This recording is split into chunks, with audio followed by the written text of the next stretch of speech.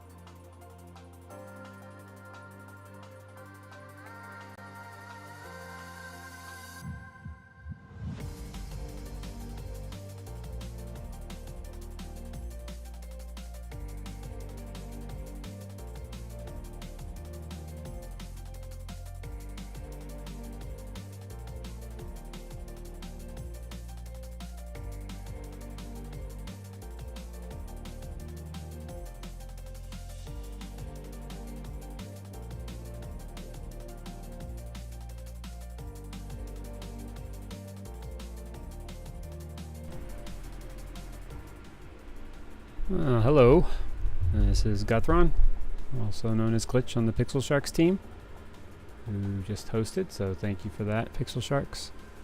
So we're going to do a little creative stream here today. Here, let me switch over so you can see my ugly mug. I'm not going to leave you right there because I want you to be able to see what I'm working on. Today we're going to be doing some cross-stitching. I'm actually continuing a project that is for a fallen soldier's family. I will give you a look-see at the overall so far.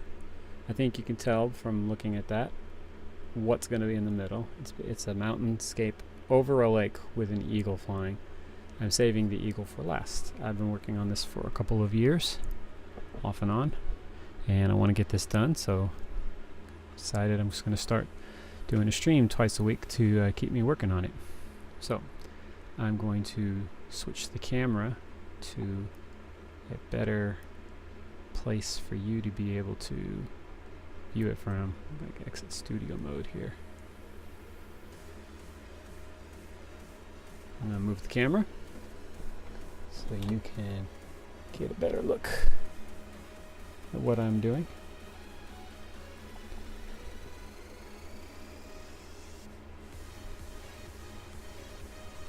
Alright, let's shift some lights and then actually get you some better zoom on that because it's not so good right now. The autofocus doesn't seem to be able to handle.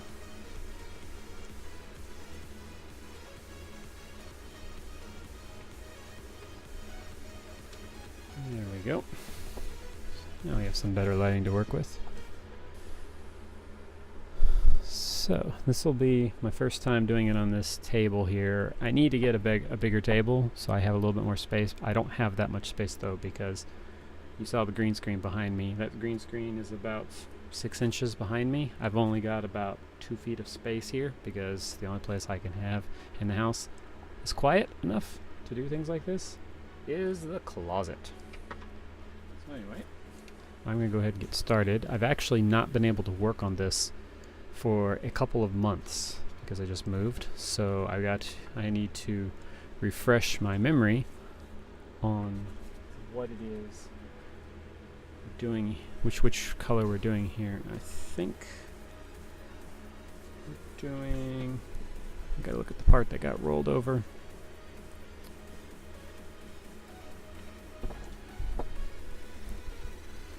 For those of you who've never seen the cross-stitch pattern before, you're about to get a full-on view of it. Mine is falling apart. I've been doing this so long. So that's what it looks like when you're just trying to figure out where things go. It is counted cross-stitch, so you kind of have to look all over the place on here to find colors and everything. Sorry, I'm just moving some things on my screen. There we go. Alright. So,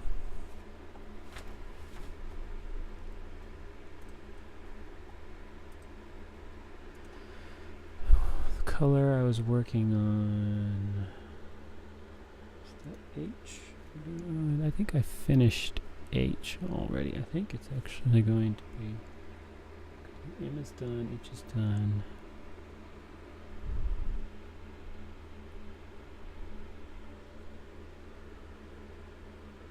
Gradient, which is why I'm all the way over here, because there's very, yep, okay. So the color I'm looking, the colors I'm using right now are green, gray, and purple. For those with really good eyesight, that would be a circle with a line through it. It looks kind of like a Greek letter. It requires 1 green-gray strand and 2 light purples. And there's been some, I did some through here. Oh, I forgot entirely.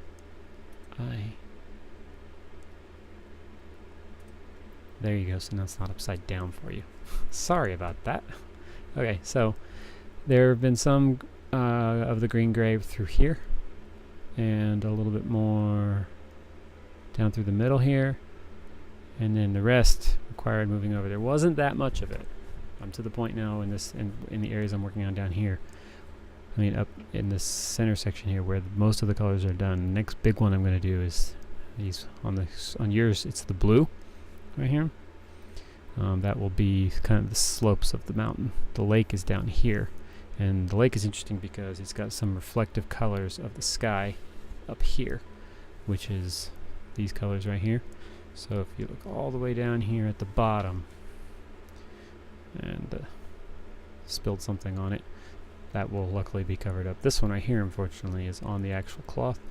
There, when you're done with this, when you're done with one of these, you will wash it on gentle, and a lot of that will come out.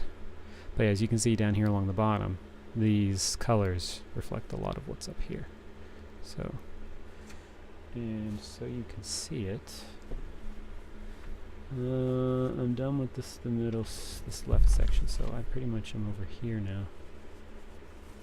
So I can fold that up. This thing spends a lot of time folded, and I unfold it, so it ends up feeling, it could get, basically cracking a little bit, I guess would be the best way to put it.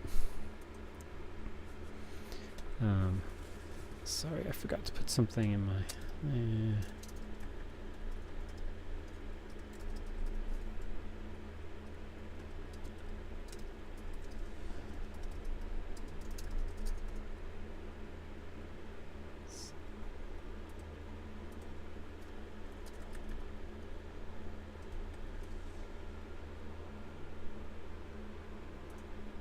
Not a very big one, but hey, okay, so I just updated the channel.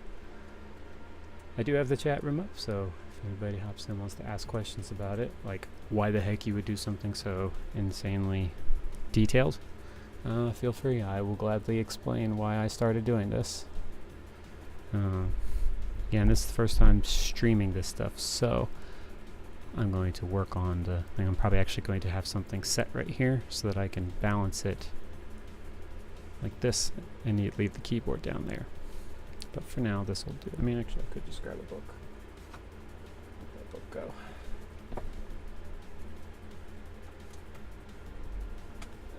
What is it? It's a copy of my book. Haha, there's my book. You can get it on Amazon. I recommend the Audible version. I had nothing to do with the production of that.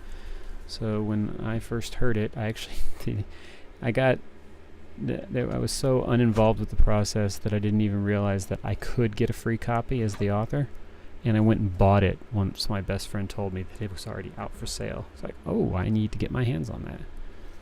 So there. Oop, wrong direction. And come on, camera. There you go. This will be closer to where I'm going to work on it. So anyway, and this copy actually was actually a friend from another stream. He won a raffle that we did in another stream. If you haven't met the glorious Dukes88, give him a little shout out here. My commands for my bots aren't working correctly, so I have to actually type the whole thing. Highly recommend you go over there and check that out.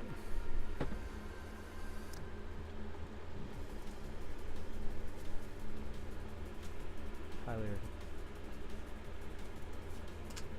recommend. All right. So I finished these right here, and from what I can see on here, so I move my microphone over a little. Right through here. I'm checking to see if I've done this one. This is when it gets really complicated, and it's counted cross stitch, especially one this size. There's so many places where you can do the calculations wrong, and I have definitely, there are places in here where I miscounted stuff, and you just have to roll with it and understand that it's not going to be perfect, and just adapt what you see, the directions are telling you, with what you actually have. So it looks like this is going to go up this side right here. Purple and gray. I've already done this one. So I need to find my pencil. and work. I clearly got interrupted in doing this. Probably this would have been back in Germany. I just moved back from Germany 2.5 months ago, so that's how long it's been since I did this. I think we actually shipped it with our unaccompanied baggage, so it went with our unaccompanied baggage, so it left about 2 weeks before we did.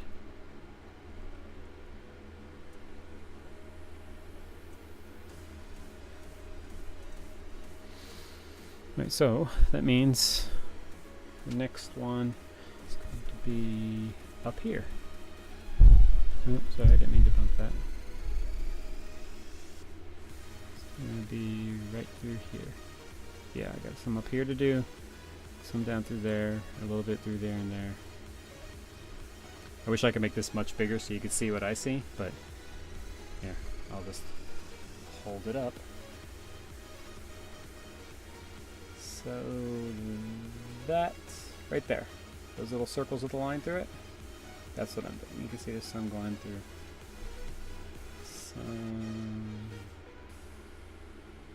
I'll just go down here.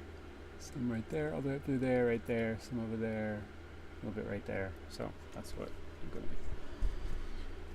do. I have a huge kit over here that I keep all this stuff in. Keep it organized. Unfortunately for me, I started it, I organized that with a different cross stitch pattern that I started before I started this one. I put that one on hold. That one was just, I wanted something to do, and so I had it. I've got another one like that where I'm just going to do it. I actually think I'm going to do that one for my daughter. Start that one after I finish this one. But that other one is just one I'll be working on for a long time. I foresee that one being around for a while. Let's turn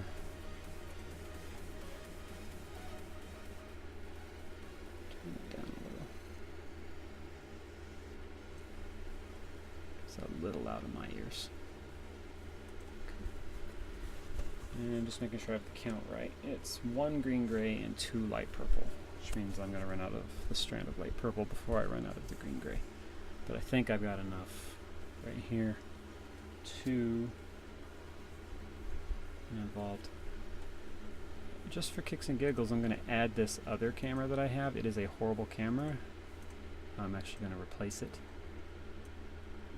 I'll put it down here so you can actually see another angle of what I'm doing. See me a little bit there, so you can see when I lean over to do things. I'm not sure if I'll keep that one, but we'll see. So this way you've got a shot of me while I'm hunched over horribly on this thing. Put that right there. There we go. Alright. So here's my strand. It's very long.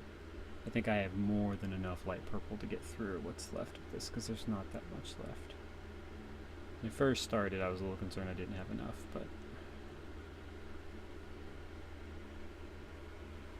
so yeah, I have this nice organizer over here that I carry all the products in, for all the yarn and stuff, and I mean the thread and stuff in, scissors, pencils, needles, everything. But the thread containers, the thread sheet, like they're like the plastic things you use to hold cards, the plastic pages that you use to hold cards, they're kind of like that. They got slots for thread, and I organized all of that for that one that I was working on just randomly. And then my mom approached me with the idea of doing one of these for a fallen soldier's family.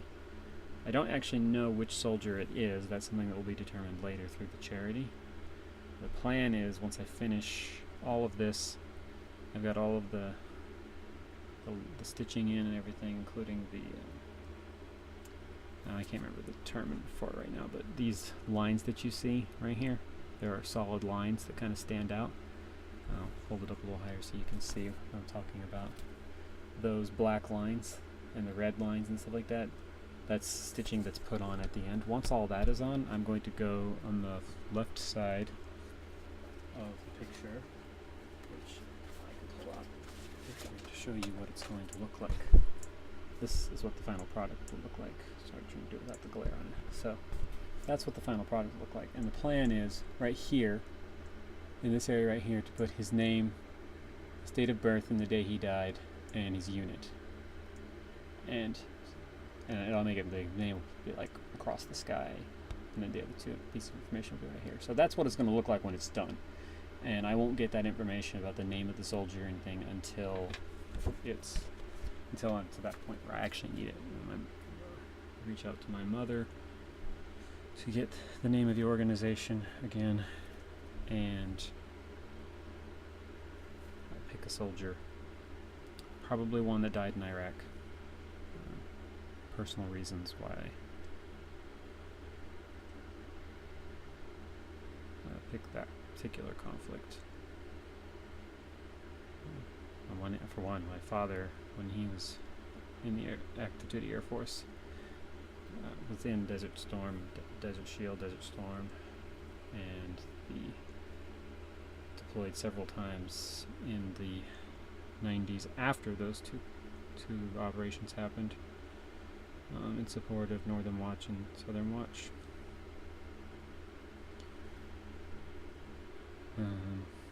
I actually don't remember that much of the 90s when my dad wasn't gone or when I wasn't. It's just the nature of his job.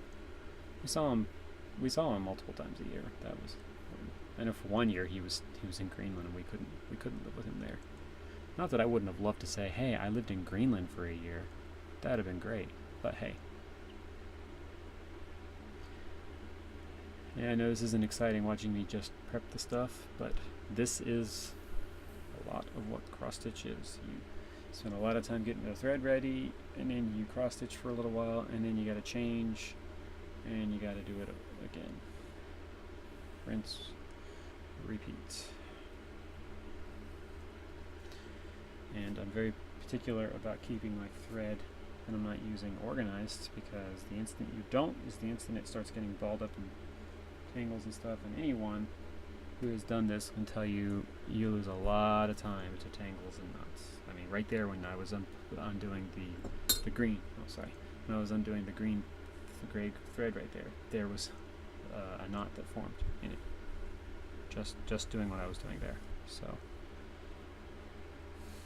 I like to moisten, I guess would be the better word, moisten the thread before I wrap it together. Now this one has 3 threads here, 2 purple and green. Usually, especially if it's like there's a couple in here where it requires 4 threads. If it's that much, I will take them apart, like the 2 of one color and 2 of the other, take them apart and put one each of the colors together and one pair and then the other pair together, and then kind of put them together like so. Okay, so I'm holding it right there. Oh, the camera's not focusing there, so sorry.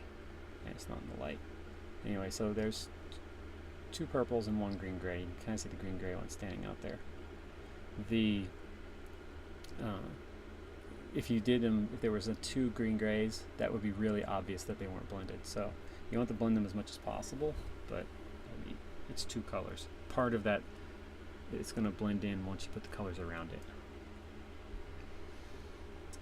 You're going to spend a lot of time putting thread in your mouth, see? Because like there's little pieces of, like you won't be able to see that, but right there on the end of the thread, right there, there is, I'll get as close as I can so you can see. See, you can't see the end of the thread. You just see the end of the thread, but right off the edge, sorry, this is hard to do, right off the edge right there, there is a small, nearly invisible piece of thread that I have to nip. And then the other end, now this is important, at least I found it's important. You are very rarely going to find, especially when you're using different colors of thread, you're going to very rarely find it where when you line up one end, like I did this one, you go to the other end, you can see that there. There's the purple, right there. There's the purple right there. And this is the green. You will very rarely ever find, especially when you're making these things will be exactly like. What I like to do before I deal with that, before I deal with the fact that this one, the green gray, is longer than the two purple, is I'm going to get it tied on so that I'm going to thread it through the needle first using the end that is evenly lined up. And that's where the moisture helps. That thing right through there, especially good. Okay, so you're going to end up with thread coming out both sides. One side's going to be shorter than the other, right? I will pull the side that's evenly matched beyond, so that the side that has the uneven matched one is shorter than this one, because you're always going to have one that's shorter. And I like the back of my cross stitch to be as clean as the front, so you can see that looks like the picture there, right? Well, this is the back. It's very good to be able to see the picture on the back. I'm also very particular about how far I will go from one piece to another, so I'm not sure how visible this is to you guys, but as an example, right there, see that strand right there? That is one strand going all the way up here and then coming back. The idea, because I didn't have a choice to do that. I don't like doing that. I had to do it then because it was very early on. Here's another one right here where this, you can see that little darker piece of thread right there. That was a mistake where a knot happened and extra piece, so I then threaded in there. I don't like having stuff like that. What I like to have is these smaller ones where you can where it's very clear that I was trying to conserve thread. That's a big deal for me when I'm sitting there planning out my steps. How I'm going to do a row or something is I'm going to see what's the shortest path through so I can make this thread last as long as possible. Alright, so this thing says, okay, so we've got some right here, and this would all basically be one. I'd have to tie it off there, that's too big of a jump, I don't like doing that. This can be done on with these with all of this. And there's this one over here. I think I'm going to knock out the one that's over here just because it's going to be a pain in the neck. Because it's, so you can see, this is the edge of the picture right there. It's not a lot of space to work right here. Not a lot of space. Because it's rolling over this piece of wood here that's holding it taut. It's always hard to do the edges. So the section I'm aiming for is about right there. So I'm going to put the needle through. Hello Zoe, how are you? Hi. I'm good. I'm gonna come around. Sorry, didn't mean to make that noise. Did you do your after school routines? Or did you just take a moment to come back and say hi? Okay, well, hi. That's my daughter Zoe. Homework. Well, that's good. It's always nice to not have homework. Because I finished it all yesterday and it's actually due Friday. Yeah, I know that's how you do it. Okay, so we're doing a creative stream today. I'm not overly excited about my setup here. I think next time I'm actually going to set up my tabletop desk there on top of here to give me more of a place to set stuff. Alright, so actually I have done all of that. I think I may be done with this color now that I'm looking at it. I've been sitting here getting all ready for this color and it turns out that I've already done it. Okay, so see Zoe, I'll explain to you. This is the color I'm going for, right? I already showed them this red circle with a line through it, right? Mm-hmm. It's a combination of light purple and gray, right? But if you look over here, and I need to keep it inside of the camera, so you'll have to you can lean up on it. It's fine. Okay. Do you see how right there? You see that color right there? Yeah. What is that? Does it look like that? Yeah, it does. Light purple and gray. Light purple and green gray. So I've already done that small outside section. I've done most of this, it looks like. Yeah. And I've done that one up there. I did all that. This is what happens when you take 2.5 months off of a project. You come back and you think. But this would explain why there was no thread attached to the needle, and I should have remembered that. See, this is me. I have those habits that you get into, so it makes it easier to come back to a project. Generally speaking, if I was in the middle of using a strand of thread, it would have been attached to the thing. I would have put the needle through there and had the thread on it, so I would know when I was still using that. Especially if it was still connected to something. That'd been dead obvious, right? But I finished, and and when I looked in the thing, there was no more thread left over. So I should have realized that thread, the reason why there was no used thread, that I'd put it all in a trash pile. So who are you doing this for again? This one is being done for a fallen soldier, and I've told you this. Their I don't know. family? Yes, it's going to be given to the family as in memoriam of. I don't know the soldier's name yet, as I explained to them. That will be determined later. Now, I'm going to do one last check, since I took to the trouble of doing all of that. I'm going to do one last check to make sure there's no other place on here where that red circle is. That means opening this thing up again. I'm particularly going to check the bottom. Because that's where all of it is. Some of it's mirrored. It's a lake reflecting some of the sky. So that's why I'm checking. You can see right there, there's the eagle that I'm working on. I'm saving that for last. Usually, in the past when I've done these, kiddo, I've always done the centerpiece first and then kind of got bored as I did the outside stuff, so it took me longer to finish.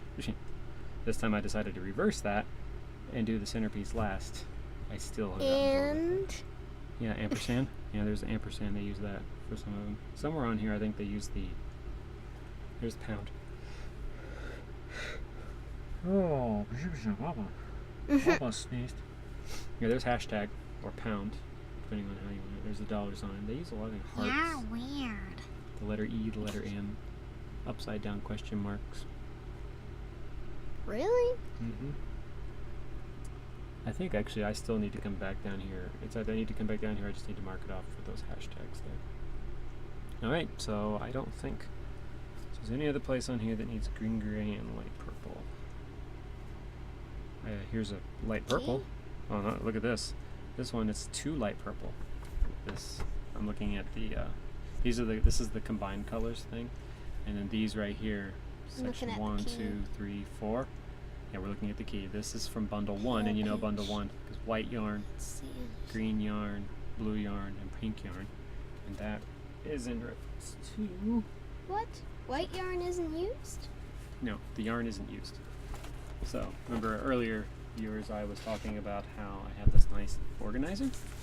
Here's the organizer, right? Well, it's nice. The inside, look, there's a place to keep your thread and miscellaneous, whatever. I put the scissors right there when I'm not using it. And then over here... Sorry about the noise. Yeah, pull that over here a second. Over here is the nice thread organizers I was talking to you about, with all of the pockets for the thread. I'll be your microphone operator. It's fine. And then on the back side here, there's the other one I was working on before. Here's another random piece. But these 2 pieces right here, this is what I got in here for. I very much like having it all nice. So the piece itself came with these dividers, these little paper dividers. And you can see yarn. So green and white, so this is bundle 1, this is bundle 2. And you're not using The blue is bundle 3, and then this is bundle 4. No, I'm not using... this is simply for me to identify which bundle is which. And look what happens to this. This is why you want to have them properly organized. Now, this may look like a mess, but they actually are properly organized. You just have to separate them, which can be a pain. I was going to say that. You're supposed to go this way. But I mean... How many people are traveling around with it? People who travel around with it use the other divider. Okay, that's good. You can stop moving it now. Okay. So, viewer, as I was explaining to Zoe here, I was looking through here to see if there was any other colors that needed to use light purple and green gray. I don't see another one that's green gray. So I know. So this is the one we were working on, green, gray, and purple. Again, I know it's hard to see if you. That's the circle right there I was talking about. But right above it, right here, this little half line with a pink box around it. That one. Sorry, I can't see what I'm. There. Where is my finger? There it is. It's so hard to show you because there. So you see the little pink box with a half slash. That one requires 2 light purple and pewter. So I can keep the light purple. I just put the green gray and I find pewter. And pewter is on the green yarn, so bundle 2, and it's near the end. That was the other thing. These are listed in order, and I put them on the little pieces. So here's the one we're looking for. I attached them on in order. So when I look at it and go, okay, pewter is right before black. Well, black is the end one, and there's pewter. Very easy to find. Little pieces here. Those need to go in the trash. I did a lot of this while sitting in meetings and other things, so I ended up having a lot of random pieces of thread ending up in the thing. Yeah, that's enough. It's hard to focus. Yes, cats, it is a large amount of threads. This is a huge piece, and it's got a lot of different colors. I knew when I got it this was going to be complicated. Nice phrase, GZP. Nice name? Phrase. Yeah, Zoe likes your name. Oh, GZP? Oh, yeah. I might use that sometime. It makes me think of Stinky Pete from Toy Story 2. Do you even remember Toy Story 2? Barely. Yeah. Unfortunately, our German copy of that disappeared during the move. Ah, poopy. We have I think we have 1 and 3 in German and English. So yeah, like you said, cats, that's a ton of thread. So I'm gonna set that right there for now. I'll put it back later. All right. So, and the particular color we're going for, the light pewter and purple, the pink box with the slash is here. On the inward slope of the mountain. You see that, Zoe? Right there? Heading down towards the eagle. So I'm going to have to open it up. So it's going to be... I would have to roll... So let's check the other side, because I don't want to have... If I can avoid rolling the... These are... This piece of wood here. On one side is still functional the way it came. It has these pieces that are very easy to loosen, so then I can roll this. But this side, they got lost over time. So I've had to replace them with my own nuts and bolts. And these puppies right here don't tighten without the help of a tool, which is in the bag I'll have to grab. So when I can avoid changing where the... when I can avoid having to slide this, I do. If I'm on a side and I have to start a new color, that's so weird. First. What? Our cat, Jordy, is Jordy. meowing in front of the fan. Hush. No. Jordy's meowing in front of the fan. He gets so loud. It sounds so weird. You know what he's asking for? He's asking for food, which you give to him, and he's not going to eat. Okay, I get that. Alright, good. See, look, we've got some. This isn't a color we're going to use a lot of, but there's some right there. I have a... Here, I'll share that in the chat. Your face isn't in the picture. It doesn't need to be. It's right there. So for those viewing, that's the station I'm listening to. It's basically a mix of some non-copyrighted music off of YouTube fed into a dub track FM thing. It's just background noise, kiddo. So let me get back up here. I don't need that. See, yeah, see? I've got one showing me, so they can at least see me moving around. I eventually want to replace that camera. That one's not so good. This one right here, that one's not so good. This one is good, but it could be better. So I'm going to get a better one, and that one's going to become my camera to look at me, while my better camera can get a nice tight zoom on this so that the viewers can see it better. No, leave it alone. Where'd it go? Okay, there.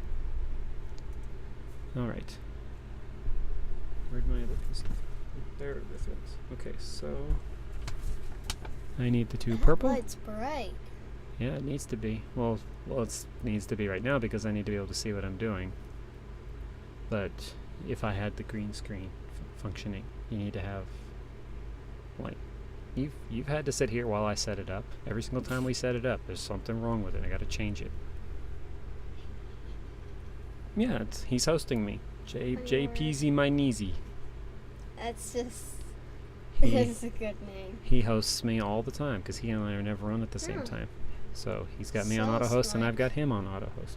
He tends to play in the middle of the night, which when I was when I was doing the all night editing, yeah, I would see him and I'd watch him. He's playing a lot of Kingdom Hearts and Crash Bandicoot. Oh, why can't I be up in the middle of the night?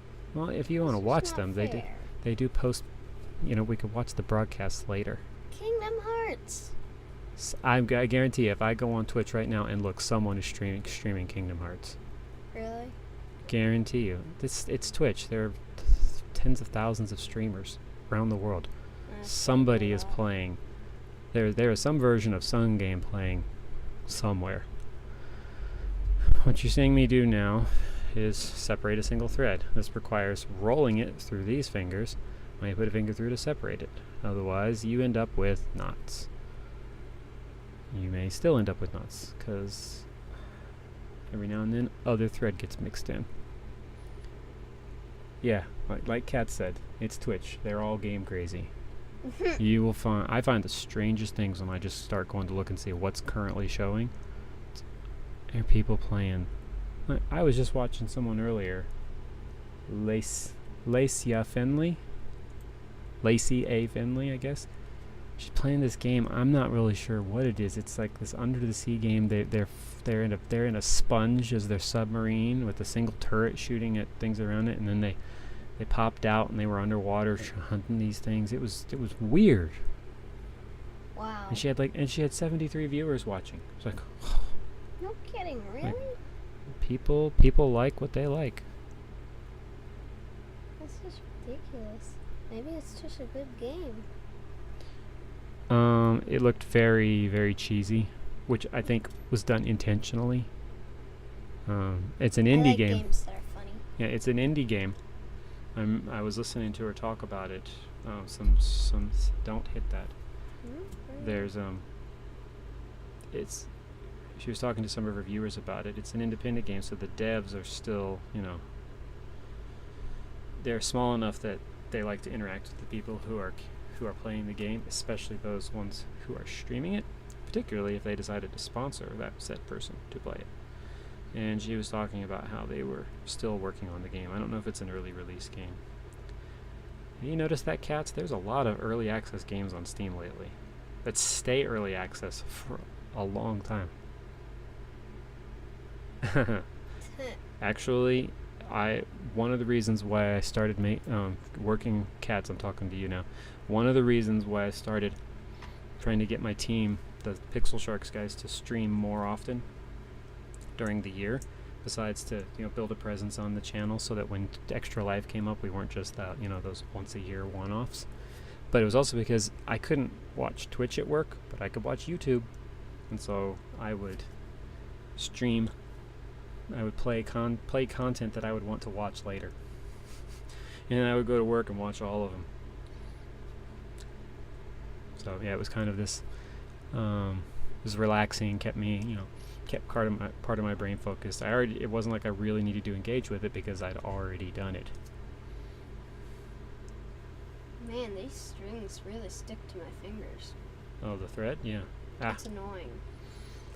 So if you weren't here earlier, Cats, I was explaining that it's hard for you to see, but right on the edge there, right on the very tip, there is a very small, almost invisible thread. Yeah, cats, other people do it too. It's kind of like a golden rule if you're doing this stuff. You don't do it to be watched.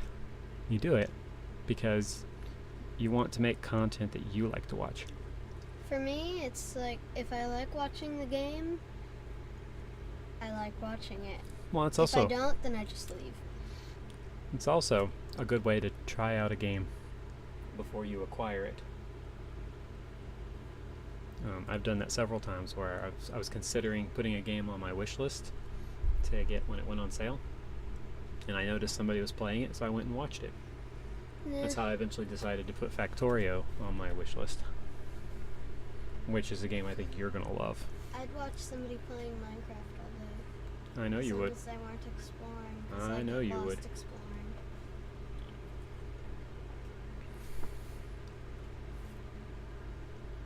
No, it's The worst thing ever happened to me when I was playing Minecraft. I Yeah. got lost. I couldn't find my castle anymore. You're still lost on that world, aren't you? Yeah, It's okay, we'll find it. it's ridiculous. Hey, that would make a very fun stream. You and I get on there, and we try to figure out where you are. Because she got herself lost. I mean, I actually have already spent 30 found a minutes witch. trying to figure out where she got herself lost at. But Yeah, I found like a witch cottage, which I normally don't find. and another village that we didn't even know existed.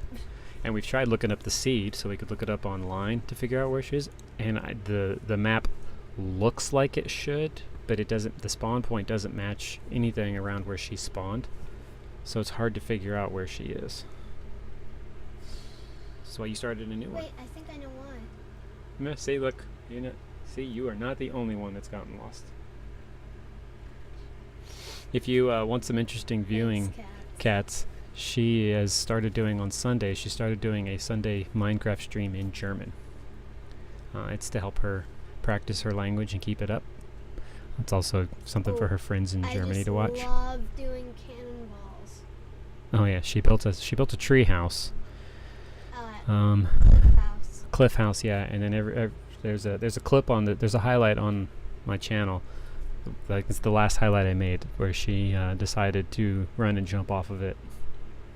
Yeah, every time I jump off of it, I yell, So, Geronimo!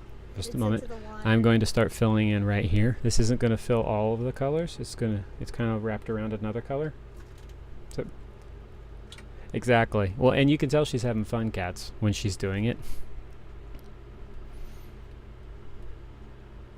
It's interesting how such a harsh sounding language can be so amusing to listen to. Well, and it's the language where they managed. It's the language where all kids love speaking it. If you say so. I was just You know going to say why? it's Everybody has so many fun words to say, and I make up some words. that's actually very similar to the point I was just about to make. It is that they have some of the longest words in existence. Yeah. My wife and I are watching a show right now, which will go unnamed currently. But the episode, when the title came up, it was a very long German word.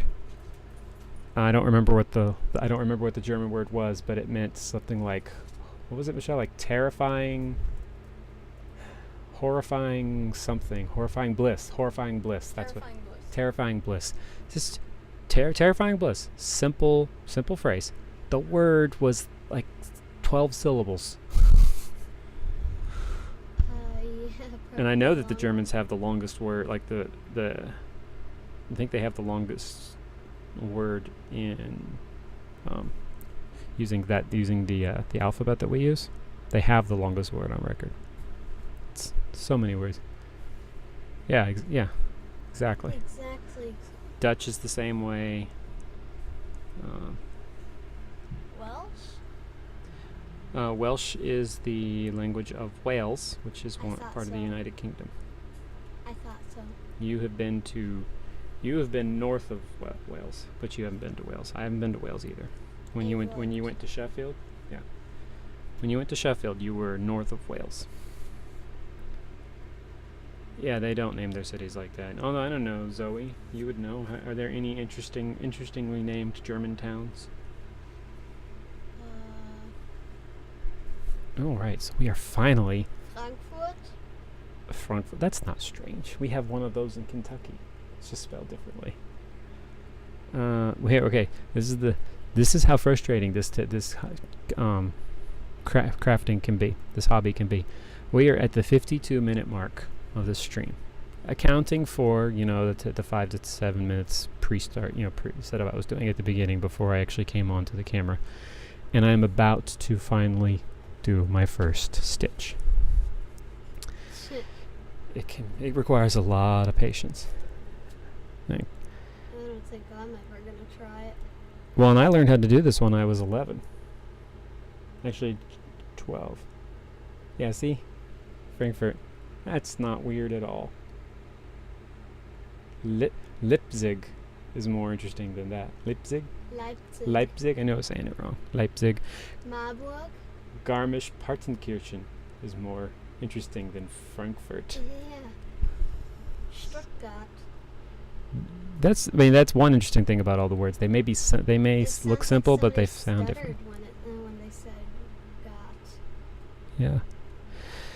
So yeah, Zoe, I learned how to do this when I was just a couple years older than you, about a year and a half older than you are now. And do you want to know why I learned? Glitch. Why? Did you say why glitch? Yeah. Oh, okay. Another one of those Leipzig, names. they have a soccer team, so I'm pretty familiar with quite a few German city names. Ooh. Bayern. Bayern? Bayern, yeah. Yeah, which was the team that you and your classmates... München Bayern. München That's, Bayern. That's that one soccer team that everybody loves. And where we Germany's lived. team. Yeah. The most popular, actually. We were actually in Germany when they won the World Cup. Zoe's grandmother and grandfather were visiting. And they're like, what are the odds you're going to be in a country when they win the World Cup? It's like, the only thing would have been better is if they'd been hosting the World Cup. That was the year they destroyed Brazil. So, as I was saying, Zoe, when I was in the 5th grade, so actually just... No, it's been yeah, actually I was only about...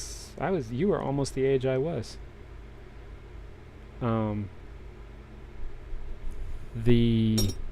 My teacher, because I was in German school, but then I went back to the American school for the last couple of months because my mom was sick and she couldn't be home because you know what it's like coming home early from school, how the 1st graders come home earlier than the 3rd graders. Oh, it's so annoying. Yeah, well, when your sister is that 1st grader and you're the 3rd grader or 4th grader, whatever it was at the time, 4th grader, she was a 2nd grader. It was hard to justify or take care of. How do you plan for taking care of it? So my mom sent us back to American school. And my teacher in my homeroom for 5th grade was pregnant. And I wanted to make something for her because we were having a baby shower for her at the end of the school year. She was giving birth over the summer. And I didn't want to just do something like what everybody else might do. So I went to my mom and asked her if she had an idea for something I could do, that I could make that would be unique. And she introduced me to cross stitch, and I made it was a simple one. Have you been working on that? Oh, I mentioned that earlier. I've been working on Is this. it older than me? This is not older than you. It's not older than you. I did start it later than it. There's one in there that I was talking about earlier that when I finally finished that one is definitely older than you. So, but yeah, so I did a cross stitch of... Do I have a knot?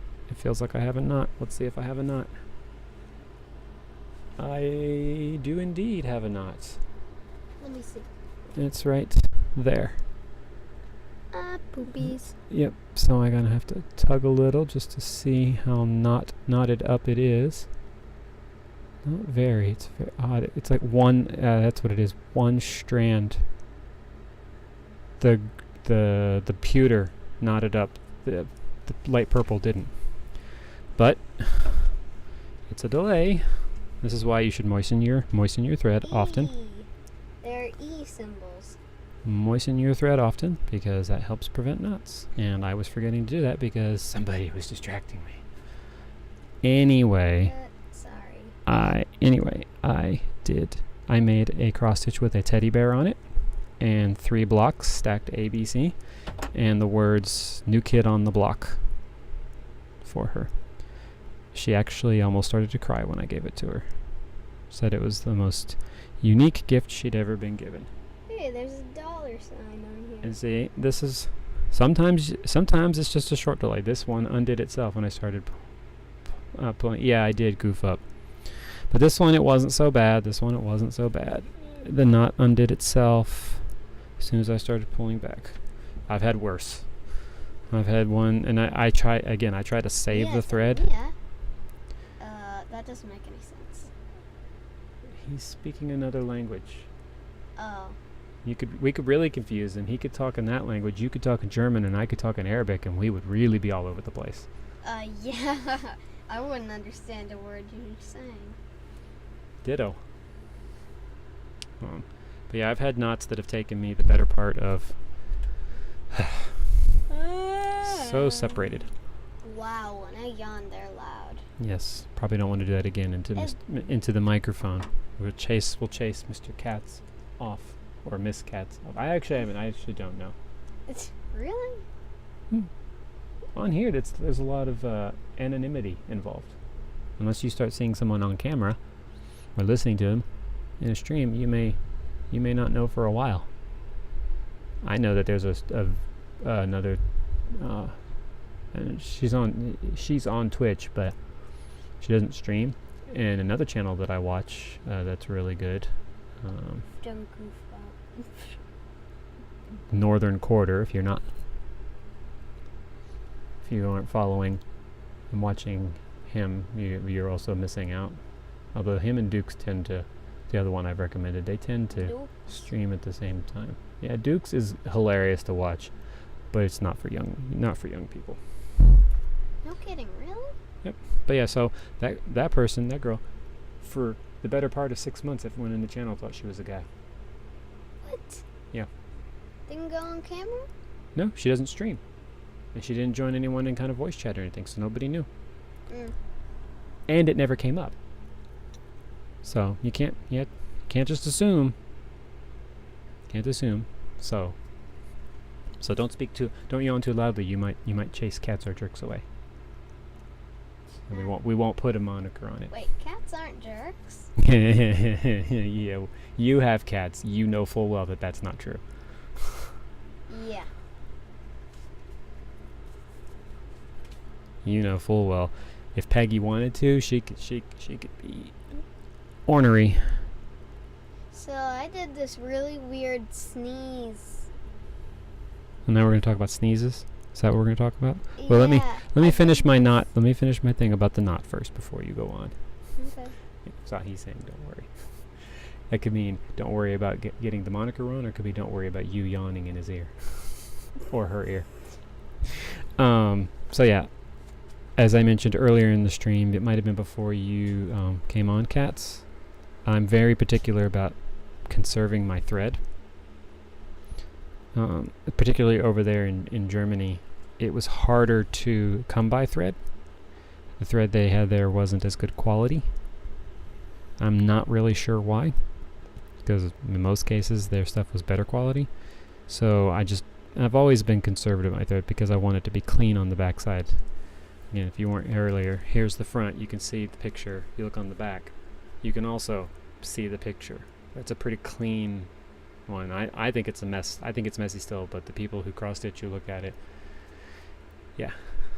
Okay. Well, you can yawn as you want.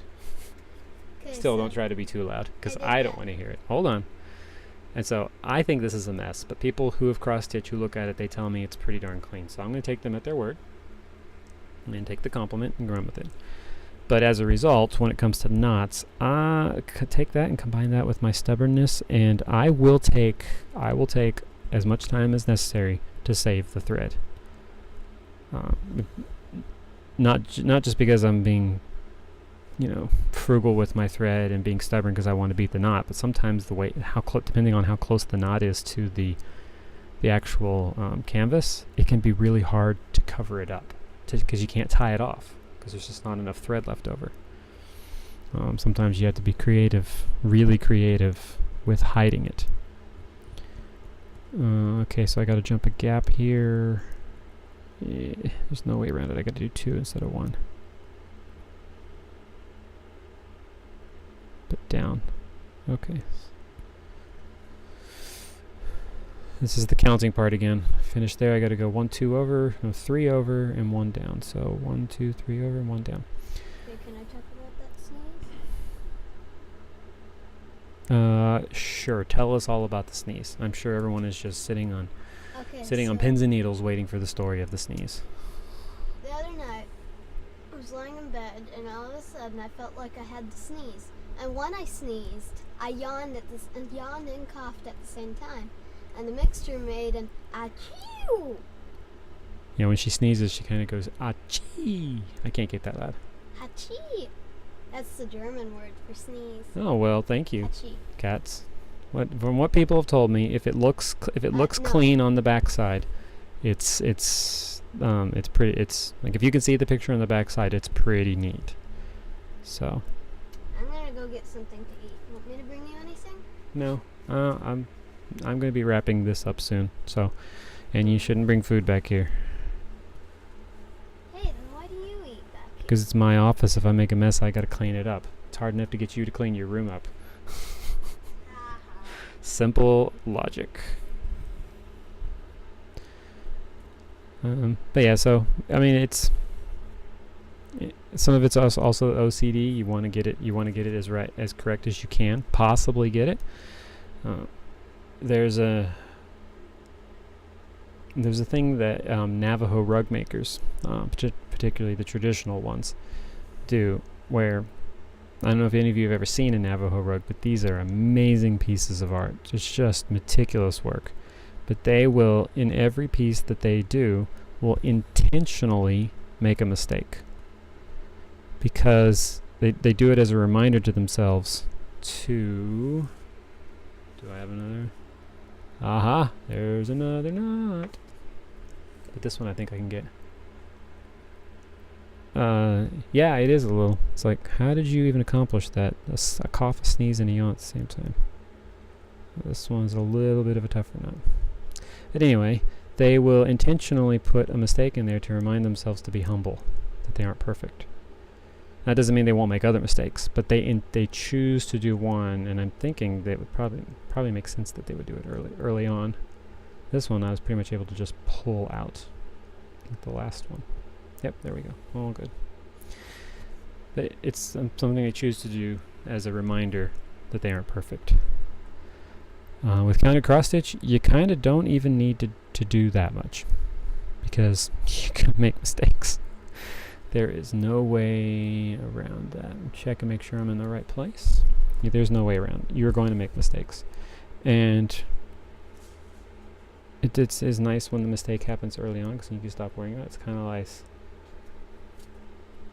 Oh no, it's okay. I expect there to be a bit of a delay. I just want to make sure that when I see your comment, I comment as quickly as possible. But yeah, inevitably when you're doing cross stitch, it's going to happen. I like it to happen early. It's kind of like, losing a game early in the season, so you can get rid of that perfect nonsense and be done with it, so it doesn't come back to bite you in the butt later. Which team I might be referring to there? Patriots. It still amuses me that they went and made 19-0 shirts before they'd won game 18. It's like, and you guys are just asking for the, as Tuesday Morning Quarterback would put it, you're just asking for the football gods to smite you when you do that. Is it hubris knows no limit? I try to do these common phrases that people do, these quotes, but I always get them wrong. My wife just laughs at me when I try to. And generally it's just a matter of reversing it, but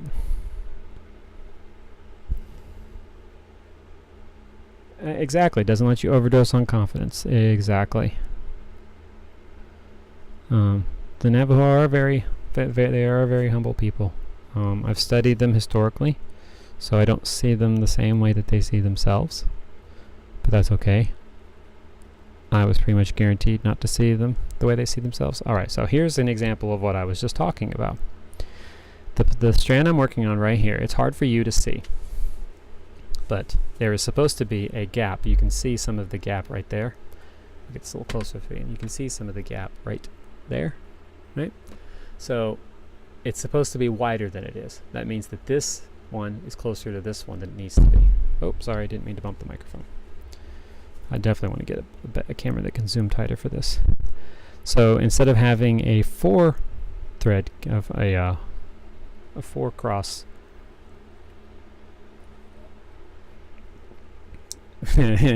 yes, it is her job.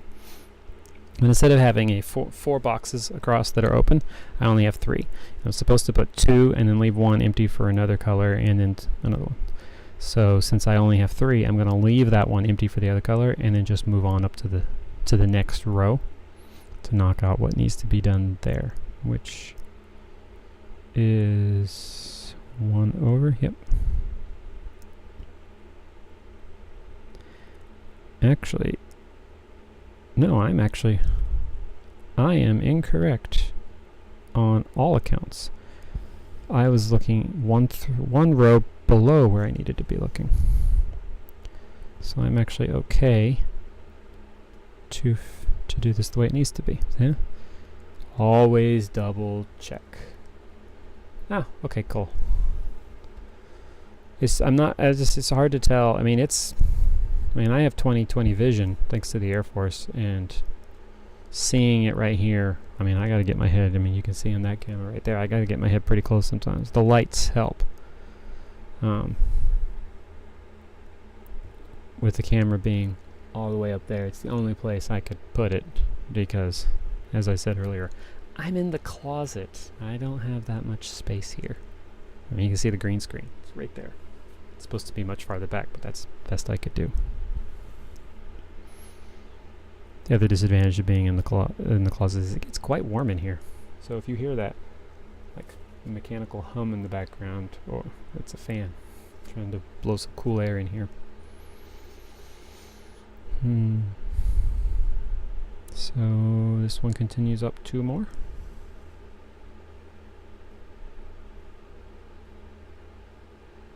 No, this one goes across. Okay, so here's where I have to examine the path because I don't like to waste thread. So I will move this up here for now. This is probably, once I make this decision, I'll probably wrap up after this. Okay, so right here is where I am with those red, again, the red boxes with the diagonal slash. This color goes up this direction. Oh, she says that to me all the time. Are you going to come out of the closet so we can have some fun? I've heard that one multiple times. Fun meaning, are we family game, watch a movie, go somewhere, stuff like that. So this basically makes a circle right here. There's not that much down here. Then I would have to loop back up. So what I'm thinking I may do is just come do like a skipped line approach down to here and then come back up. Knock that the same way, hit this, and then come back down to get what's right here. Because I could actually also just go down one side, come back up, and then continue up here, and then come back this way. I think that's what I'm going to do. Just come down. Pet. Well, at least you had something soft to land on the microphone. Sorry. Don't know how much noise that made, but I apologize. Put that light back down here. So yeah, I think that's going to be the best approach, is for me to come down from that point, down this way, and then come back up. Yeah. So I'll make the first move that direction, and then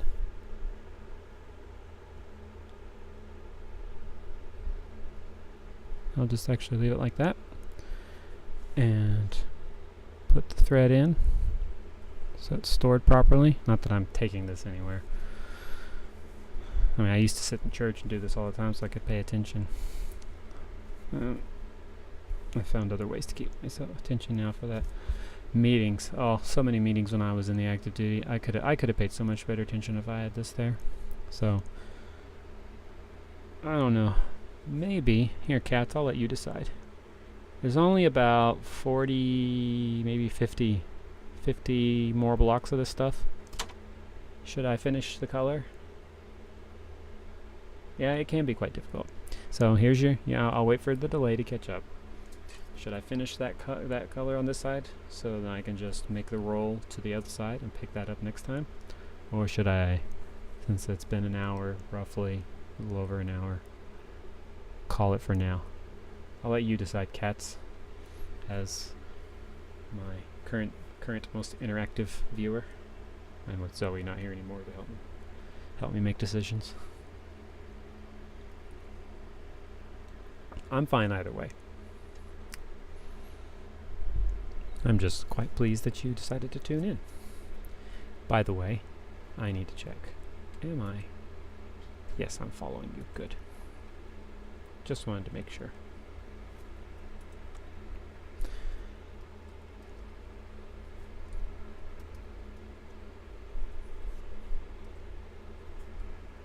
Just so I'm ready either way.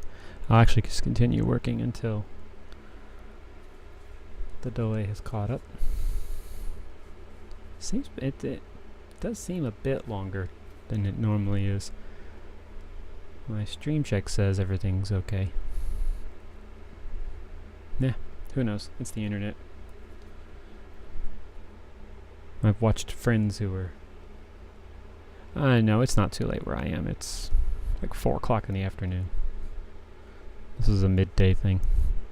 I may be on later this evening. I don't know. It just depends on if my wife goes to her women's group thing. Just depends. After I put Zoe to bed, I was planning on doing some retro gaming tonight. Yeah, but that time it was much better. Like, well, it just depends on how long after you wrote that one. I mean, I can see timestamps, but I can't see second stamps, so I don't know how long in between your posts there are. It's perfectly fine. I don't mind continuing working on this. I wouldn't be doing this if I didn't enjoy it. So that one is 3 across, this one is 3 across, this one is 2 across, so just do the first one. Basically, I've got a couple rows of 3 blocks right here, and then a 2 and a 1, and then more heading down this direction. I'm trying to do the left side of it. I'm going to come back up this way, the right side, to get this little offshoot right here that connects to the part up here. Come back down the left side of that one to go up the right side here, and then that will all be done down here, and I can just go up to the top and then come back down and continue on over here. This side section over here I'll probably cut and jump to. Okay. So that's 2. This is 1, and yeah, I'll go ahead and do that one.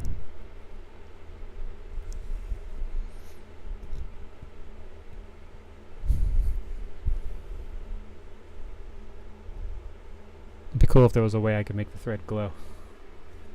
Okay, that's perfectly fine. But yeah, it'd be cool if I could make the thread glow, kind of like they do on hockey when they make the puck glow, so it's really easy to see when that thing is zooming around. I'm sure that's not a cheap piece of technology at all. Okay, so I finished there. I will come down.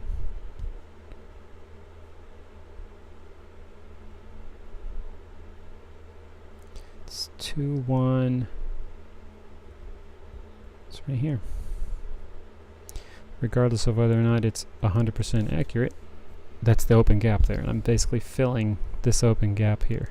It's nice when you're the color, it's the only color, and you're just filling the open gap. It's really easy to just go. When you're having to make like when you're doing the first couple of these rows, just to make sure you're getting it right. Okay, so I did the 2.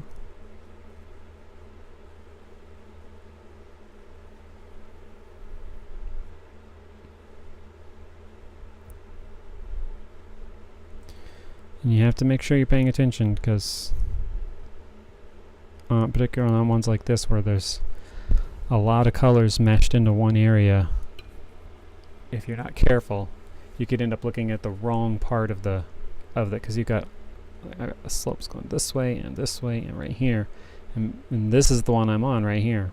But when I was looking at it, I accidentally started looking up here again. Like, nope, I'm down here. You can see why this is really engaging for the mind, and for someone who has a hard time keeping their mind engaged in an activity that's going on around them.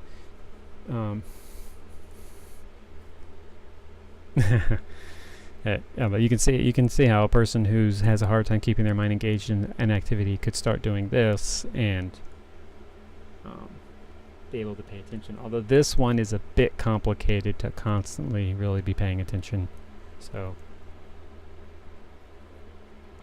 I would probably do another one, something simpler that maybe isn't as important. It's just an offshoot one, just something you're doing to fill time, to do that.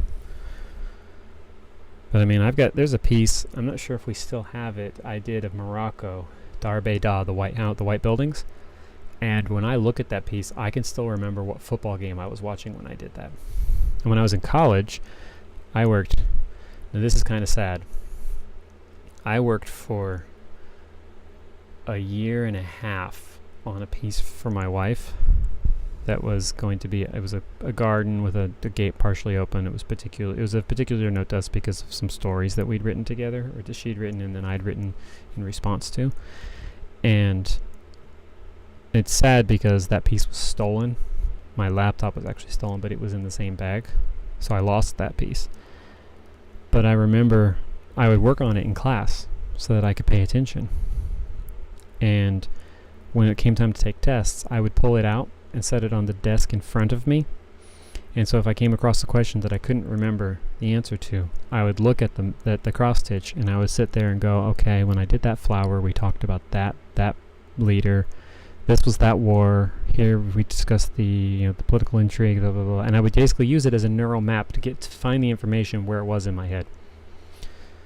Since it wasn't one of those professors that allowed you to do create a cheat sheet that you determined was important enough to help you, and you turned it in, and then when you showed up for the test, he gave it to you.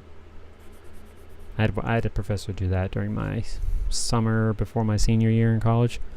That was so amazing, because he didn't tell you what the topics, what the tests would specifically be on. He just gave you a time period, and then you had to go through what we'd studied and pick, what can I write on this piece of paper that would help me remember everything I need to remember. So it's a double exercise. And I ended up studying, and you end up studying because you want to make sure that you have information that's going to help you. If I ever decide to go back to teaching at the level I want to go back at, which is college, I'm totally employing that method. Okay, I think I may have made a mistake here. Let me check. Okay, I'm about even with that one right there that I skipped. Got it.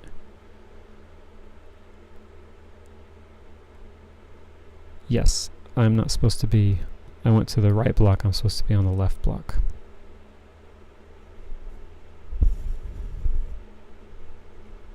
Very easy fix. Oh yeah. It's very similar to the concept of learning a language, because when you learn a language, you start to, as you're learning the language, you're creating new pathways in your brain, which is why it's harder for adults to learn a language than a kid. There's a reason that in 4 years there, Zoe is the one that learned German faster than it. Well, she was in German school, so she had a big leg up than either of us did, because we're older, so it was harder to retain the information, and I was working on maintaining my Arabic. So it was required for my job. I got tested on it every year, so it's one of those, I have to do this, so I kind of have to skip on the German for now. Now she wants to learn Spanish, and after that she wants to learn French. Told her if she manages to achieve all of her, I shouldn't do that one. I should do this one and then work my way back down. It's going to block me if I go going forward.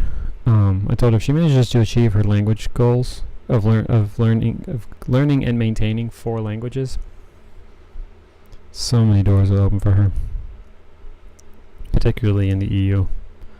I mean, they like having American students come to college there, in Germany especially, but if you can come knowing the language already, especially French and German, that opens 2 whole countries' university systems to her,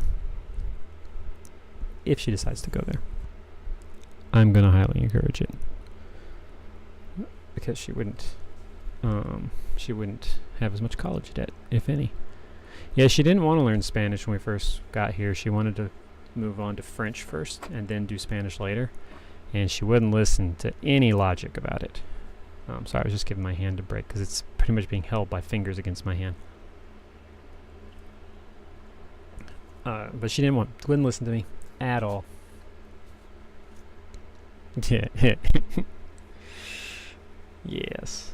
I know some Germans who learned their English from TV and music songs and stuff, and their use of certain words that they heard in music was unfortunate. But yeah, she would not listen to me at all. That Spanish would be more beneficial to her here. It's like, all right, well, if you want to learn French, we'll see what we can do about getting you enrolled in French classes. I even made the argument with her that the school you're going to is more likely going to have Spanish classes than French. But I didn't care until she went to the pool in our apartment complex, and she met a kid there who English was not her first language, Spanish was, and it bothered Zoe that she couldn't talk to her. Bothered her a lot. She wanted to be able to be her friend. So as we were walking back to the apartment, she looked over at me and said, "I want to learn Spanish." I'm like, "Oh, what changed your mind?" And she told me about the kid. Like, okay. Well, you'll be able to do it in school, but if you can't wait, because she didn't want to wait, said we could get you on Duolingo. And she managed to get herself up to about 20% fluency, according to Duolingo. I don't know what that actually equates to, before she started school. And she has Spanish class twice a week there, and I've been told that depending on how certain students do in it, there could be more classes. So we'll see. And she doesn't come home with a lot of homework, so technically we could still have her be doing Duolingo after school. I have to make sure. Check. Yeah, I thought it was, and she's such a sweet kid. My wife was showing me earlier today when we went out on a date for lunch. We stopped by Target because I needed to get a vice grip to adjust my tire, because it had slipped. And she stopped and pointed at this end display that had this stuff from the specific company who, when you purchased one of their items, they would donate one to a U.S. school in need. And once Zoe saw that, she's like, "I don't want my school supplies from anything else." Right. And I mean, it's not like it's that much more expensive than things. It's actually not very expensive at all. But she just wanted things from that because she wanted to help other students. She's a very compassionate heart, so we try to encourage that. When we were in Germany, my wife was going to refugee camps once a week to play with kids and allow moms to see their kids being kids again, because some of them they were in shock because of what they'd gone through, and a lot of the moms were closing off and the kids weren't being taken care of properly. So my wife's approach was to yeah, exactly. Potentially, cats, potentially. But yeah, so my wife's approach was, well, I'm going to show up and I'm going to play with them. And I'm just going to let them be kids, let them have fun, and let the moms see their kids being kids again. And one of her more ingenious little tricks was she started showing the kids. She would show up with baby dolls, with all kinds of doll supplies for them to be actual babies. And she would teach the kids how to take care of the kid. And they were going over things like how to properly dress them in the cold weather, because they weren't used to cold weather. They didn't know what to do. And that's 2. This one needs to be 3. So I should go this far. Yep. How to dress them properly in the cold weather, how to make sure that they have a lunch. So in essence, she was modeling what needed to be done in front of the mothers by teaching the kids.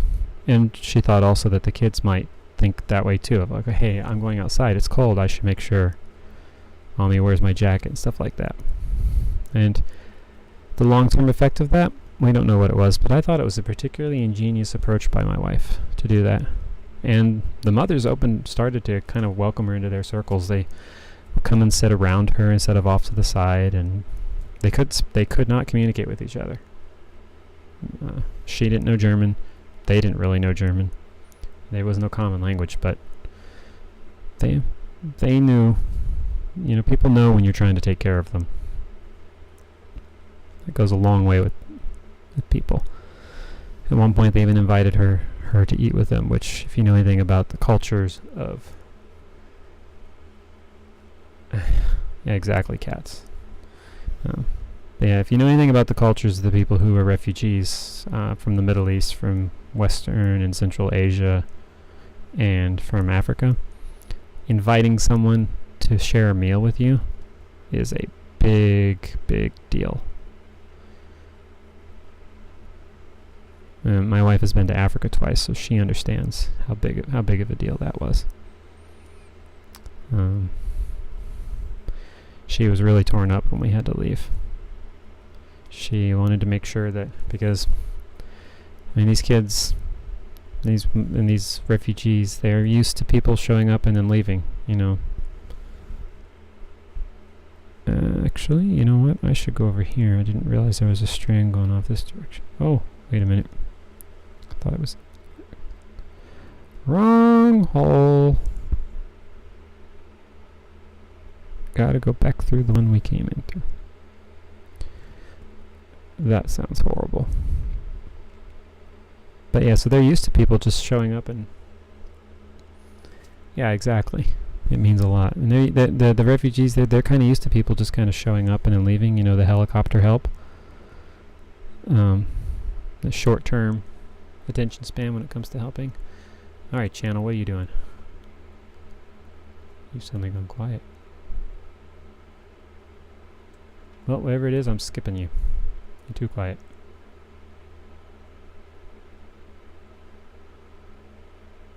This one is too, but I'll turn the volume up on it. This is kind of a mixed channel. It's not really... yeah. Sorry. Didn't think about it before I said it.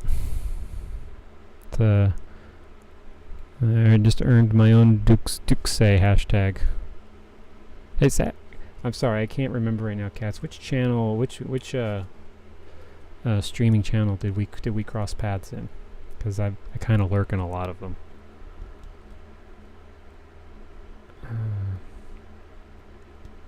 But anyway, yeah. So they're used to people coming and going, not being around a lot. So the fact that she was leaving yet again, even though she'd given them a year. Yeah, particularly. Oh, by the way, that show I was talking about earlier with the long German word, it's called Disjointed. It's a show about a pot store in Colorado. I think it's called, no, it's California. Yes. Yes, okay. Sieve and oxygen included, okay. So yeah, you wouldn't know Dukes. Dukes88, I shared his link earlier. He has got a voice that's like butterscotch being poured into your ears. It is amazing. Doesn't have the mouth to go with it. He's very colorful, and he will say the darndest things. I have several clips I've made of him that were just... Do you not hear what you're saying as it comes out of your mouth? You didn't? Clearly. So I'm going to clip it for you and put it in your Discord and let everyone else laugh at you that wasn't there. Yesterday I got him talking to a wall because he wanted to be able to read what was on the wall, but the game didn't make it so that he could see it. It was all blurry when he got up close. So he kind of rolled the... Yeah, Disjointed. It's on Netflix. That was one of those episodes is the German word for terrifying bliss.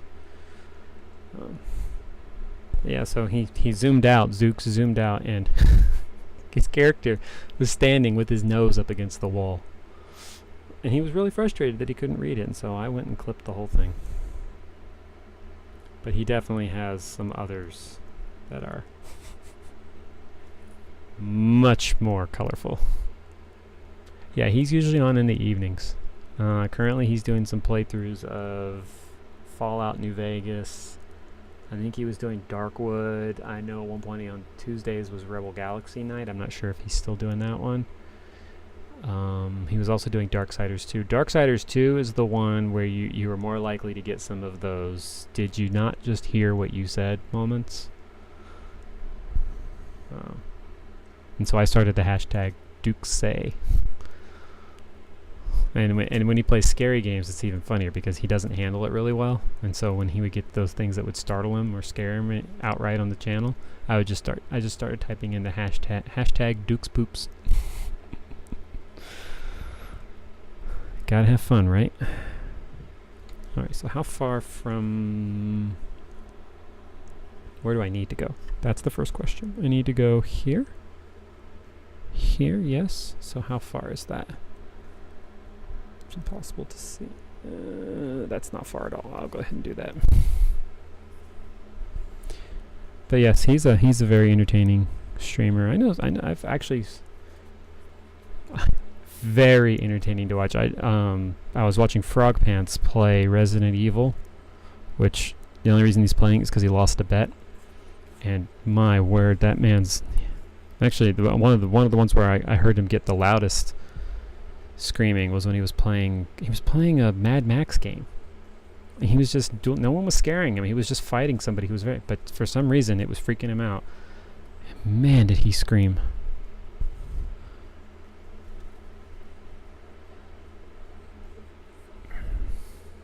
But what about you, Cats? Is there any streamers that you like to watch? I know I've got several that I like to whose channels I like to loiter in. What about you? Outside of the Game Mechanic, who we both know, who is a morning streamer. He comes on 10 Central and goes for about 5 hours, 6 hours, something like that. No, exactly, Cats. It's not scary. And the clip that if you go watch the clip and the ones that I've made, it's not. It's like, what is wrong with you? Why are you so scary? I just think he wasn't. Something about the way the guy was fighting him just startled him. The one the other day though, when he was fighting this old man in a it's like a meat factory kind of thing. There were slabs of meat which were actually bodies. They were just hanging around. Such a wholesome game we're playing here. He just absolutely melted down when that old guy was I don't think he actually beat the old guy before he had to go offline. It was something to watch. Oh, this is why it's confusing, because I'm supposed to go back down first. I actually missed some colors here. I marked them, but I didn't. I have to go back and finish them later.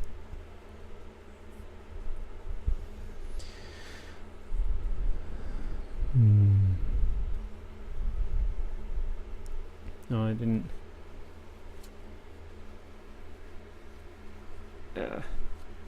Yeah, I've been on Twitch since 2012, believe it or not. Thanks to Extra Life. Here, let me post this in here. Oh, you're not. You're fine. It's I needed to see anyway. I know exactly where I am now. It's not a problem. It's the color that I missed was actually from before. Sorry, it's hard for me to see what I'm typing because for some reason this stupid thing is. Let me see if it. Let's see if it'll let me do it down here. For anyone else. So that's Duke's channel. No, not DukeSay. Duke's 88. Let me do that Duke's one again. Okay, yeah, that's much easier to see. Duke's 88. There we go. So that's his channel. Definitely go check him out. Follow him. He's an evening streamer. Game Mechanic, as you know, is a morning streamer, so they don't double up. The other one I was gonna say, not the Game Mechanic, is this one, Twitch.tv/ I need to get these commands set up so I can just Northern Quarter. That guy, he is good at streaming. He's got a good voice presence. He knows how to keep the viewers engaged. He plays games where it's easy to keep them engaged. He does a lot of things where he lets them decide what he's going to do, name characters. He plays a lot of RimWorld, Darkest Dungeon. Dukes is live right now. What is he playing? Let's go see. I will probably host him up as soon as I wrap this up here. I mean, if he's on, I guarantee you I will be. I don't see him on. Dukes, where are you?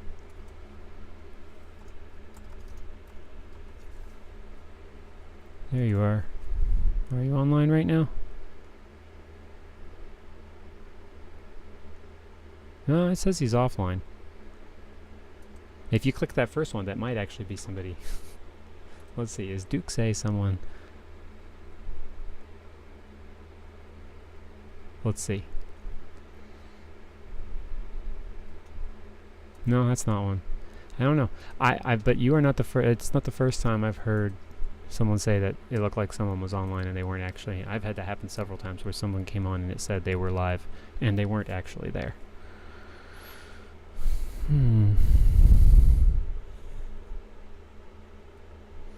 It's a little frustrating, but hey, the fact that we're able to even Duke's 88, yeah, it's not showing him as live for me. That doesn't mean anything. This is Twitch. Things go screwy sometimes.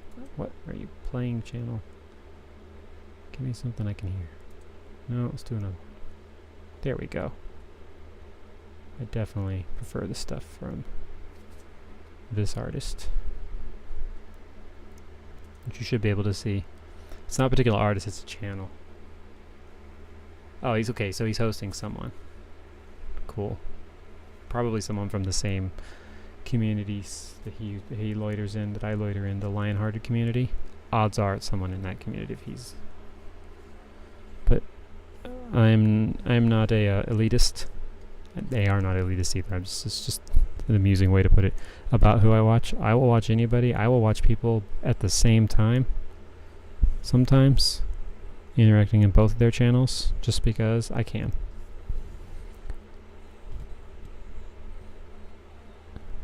In the mornings I tend to just watch the game mechanic because it's something easy. No, it is okay. I've made that mistake myself. Oh look, somebody's on. Oh no, they're just hosting somebody. Or I've gone away and come back and they started hosting someone and I didn't realize. I'm sitting there talking in their chat room and no one's responding. It's like, what am I missing? What's going on here? Oh, wait a minute. I don't know that person at all. Oh, duh. Hosting.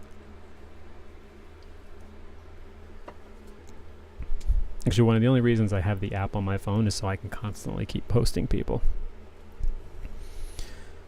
I like to make sure that people get their signal boosted as much as possible. As an independently published artist, an author, I mean,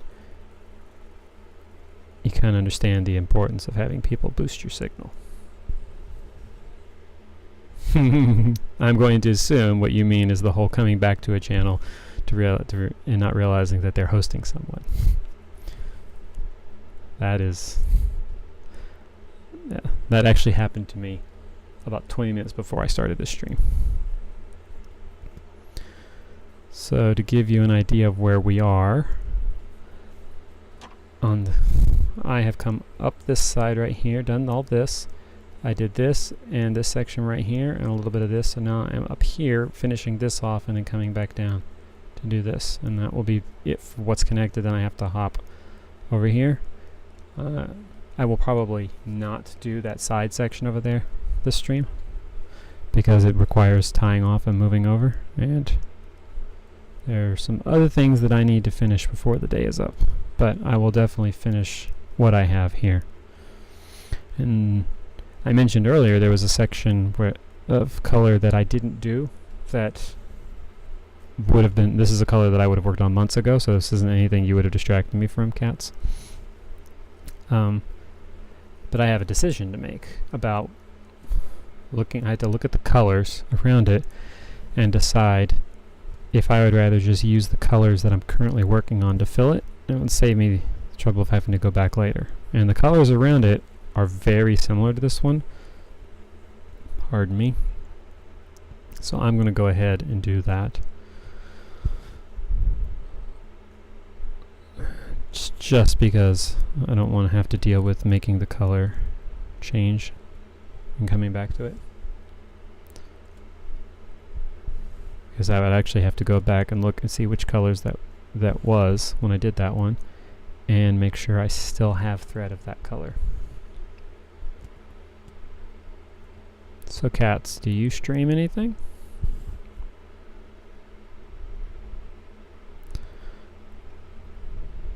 One of the primary reasons why I'm doing these creative streams is to keep me working on these things. If I know that someone's going to be watching, potentially, kind of makes me do it more. So I like to it's like having a writing group or a crafting group. It keeps you working on things. So that's why I've started doing a writing stream first thing in the morning, so I can actually write. Although today I did work writing instead of business, instead of I would say writing for pleasure, but it's not writing for pleasure. I mean, it is writing for pleasure, but it's writing my own stuff instead of writing stuff for other people that I get paid. I mean, I get paid for my writing too. Well, you know you can do it without a camera, right? You don't necessarily have to be seen on it. I mean, I put that on there just the reason why I have that extra camera on right there, even though it's a bad one, is just so you can actually see if I'm doing something down here, because I maybe have slid off or something. Kind of also does the whole letting you see that I am what I'm doing. Here, move it up a little. Honestly, the only reason I wear the hat is because it makes it easier for that green screen, for the software to account for it if it's not trying to deal with hair. Hair seems to give the green screen technology a bit of a difficulty. I could use with that some more lighting in here. I think I'm going to add 2 more lights. And these are LED lights, so they don't generate that much heat. Alright, so I've come back down. Now I need to go down this side. That is...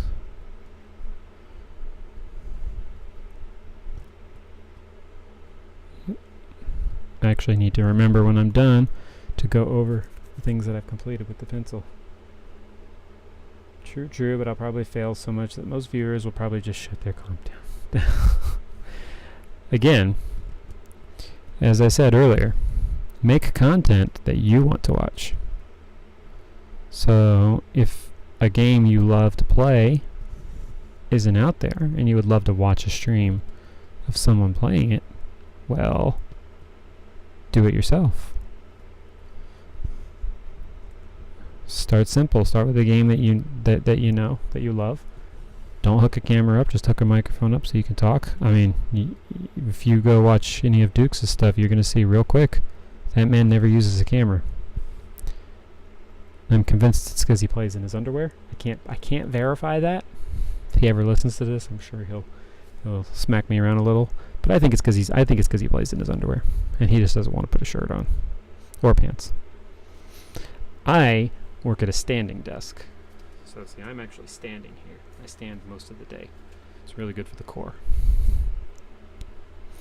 I converted to a standing desk years ago when I realized that my job at work was going to keep me at the computer for so long, and I didn't want to spend my entire life sitting at a computer. So I built ways. Yes, pants are overrated. If there wasn't a possibility for my daughter to walk in here, I'd be standing here in my underwear also, because it's kind of warm. But pants are definitely overrated. Wearing shorts right now myself. Now, I can tell you there is a time when pants are not overrated, and that's when it's 10 degrees outside. No, I'm sorry.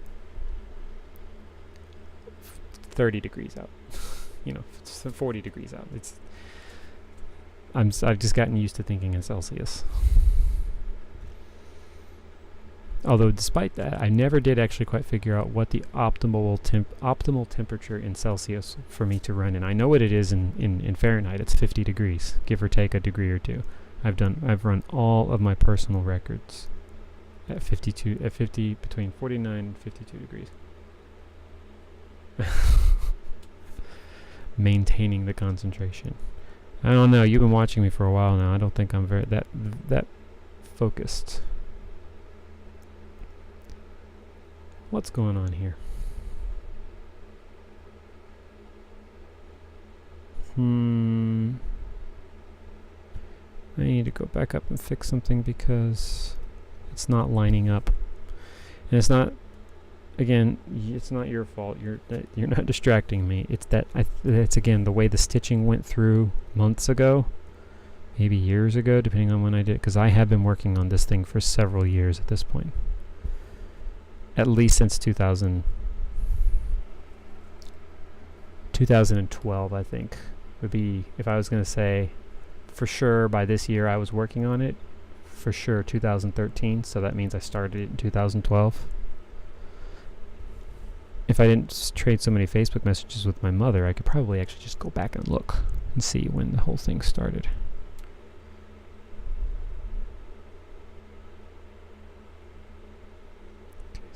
So at this point, what I'm doing is I've tossed out. I'm not looking at where this color is supposed to go. I'm looking at where the remaining color is supposed to go, and I'm making sure that the gap that's there looks like that gap. That's one way to make sure that when you come back over the next time, there's less to worry about in terms of, am I on the right spot or not?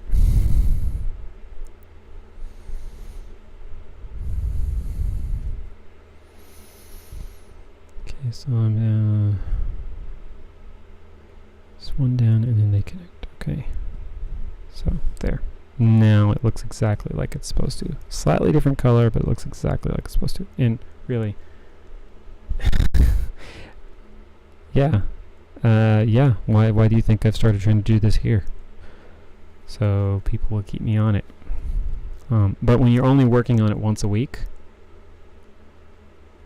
because I mean, when I first started it, I would watch football while I did this, along with doing it in school. I did a lot when I was in school the first time around, before I went off and became a teacher for a couple of years and then became a linguist.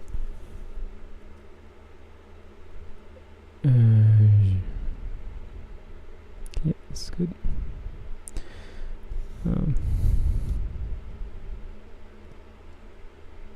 I've completely lost my train of thought. Your little 2012 procrastinator actually did distract me from my train of thought. Oh, I remember what I was going to say. It's not like the people who get this are going to be able to tell. Like, they're going to have the pattern and go, oh, look, he completely messed this up here. This color is supposed to be here, and he didn't put it here. Yeah, they're not going to know. They're not going to notice that. They're going to look at it and go, you made this for us? I can see the mistakes. But even now, actually, because I've been working on this for so long, I will know that there are mistakes in there, but I couldn't point them out to you. Those right there I could tell because I just went through there. But I've been doing this one so long now at this point. No way could I point out all of the mistakes. There is one on here. Actually, funny enough. No, this isn't that. This is... It's hard. It's going to be hard for you to see this, but I will endeavor to show you. Okay, so all of these stitches, if you've noticed, I haven't been going back across them. Cross stitch is when you take one, you bring a thread out of one square. So, let me move this down. Okay.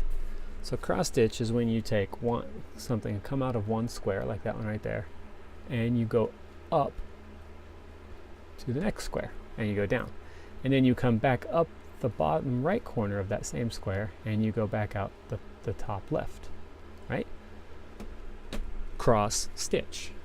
So you're crossing it, and then you're crossing the square, and you're crossing it again. Most of this one is almost entirely half stitch, not a cross stitch, a half stitch. So you're only going from bottom left to top right. Well, when I first started, I was just so much in autopilot because I knew how to do these things that when I first did this section right here, and it's particularly that color right there, that one I did full cross stitch. The bird is going to be full cross stitch. The rest of it's not supposed to be. And depending on how it looks once the bird's on there, if it looks really bad, really obvious, I may pull that color, which is going to be an absolute pain in the neck. But something like that would stand out to anyone who, anyone who knows what they're doing would really be able to spot that. But that one could also stand out to someone who doesn't, because the bird is going to look very different from the rest of it because of the full cross stitch as opposed to the half stitch. Don't know for sure yet. We'll see when I get. That's a bridge that I'll worry about when I get to it.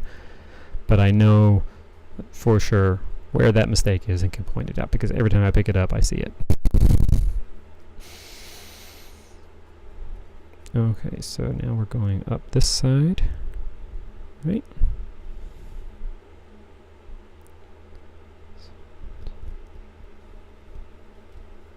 And this is another one. We're coming down this side there. I have to worry more about making sure that it matches what's supposed to be there. What it's supposed to be, rather than making sure that I stitch this one correctly.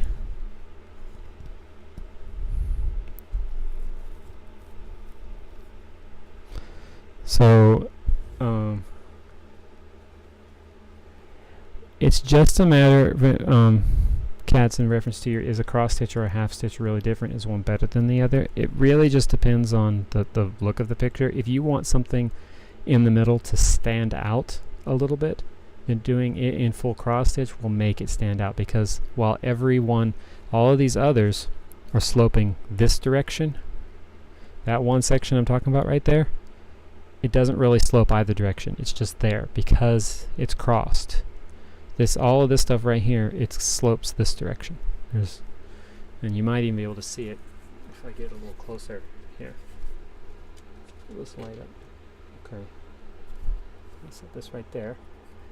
So you might be able to see it. That right there, all of this stuff is sloping this direction, right? Same over here. It's all sloping this direction.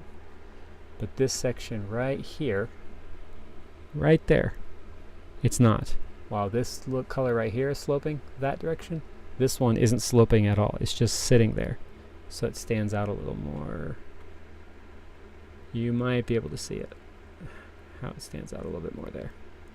So really, it's just it's not really that one is better than the other. Most cross stitch is cross stitched. Oh, so you can see it. Okay. I'm not sure how clear that is on there. But when you're talking about every single piece is sloping this direction, and then you have this one section here in the middle that's going to jump out for anybody who's looking at it. Casual viewers of art can see those kind of changes when they're standing there trying to understand what the artist was trying to accomplish. I'm in no ways an art buff, but when I go to a museum, I can see when an artist was doing something one way and then suddenly changed for this, and it makes it stand out. So, depending on how this looks, once the eagle is in here with the full cross stitch, how it stands out. If this messes the flow up too much, then I'll have to remove, at the very least, I'll only have to remove a little bit right here and a little bit right there. So, I mean, it could end up being easier than I think, but I mean, I'm still going to have to go in with scissors and, yeah, see. Because it's the only one, yeah, especially it does stand out. So we'll see. But I mean, if I do it, I'm going to have to go in. I'm basically going to have to snip. I mean, I might be able to do it on the back. I know that if I come back here and pull the thread that it's tied off to, possible. But here's the other issue. Sorry, I don't mean to be bumping the microphone. I hope it's not too loud. This is the other issue when it comes to it. That on this side over here, here's that exact same color. It's properly sloping this direction. This was the very first color I did, because it was right in the middle of the thing. So a lot of these other colors that are here, when they were first tied off, were tied off to that color. So I may have to restitch. I may have to restitch some of that to make sure that these threads stay. It's only one point where they touch, but that one point could pull some of it out. We'll see. I don't know. And again, it's that half stitch versus cross stitch thing. Half stitch, there's only one. You go up, so you're going up to a square and you're coming straight down on the back, up to a square, straight down the back, up to a square, straight down the back. But with cross stitch, you go up and down, up, down, up, down. Then you go up, down, up, down, up, down. So there's 2 strands back there. And on this, you want to talk about something that stands out when you're doing rows upon rows upon rows of this stuff. So take a look right there. You see those lines? How they are very distinct right there? Like they look like patterns.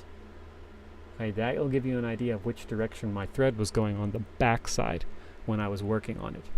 And because this is all the same color and it was all done in massive sections, you can see the solid lines right there, right? So it's one of those things you have to consider when you're doing that is, if I pull up a little bit of thread from here that this thread might be tied to, how much of that's going to come loose? What is biting me? I think I can see. All right. Little did you know when you tuned in today, you'd be learning so much about stitches. And this is very different from needlepoint.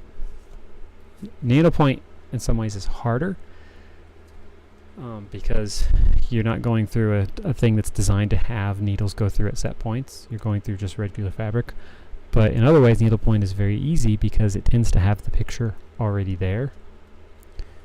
So it's easy to...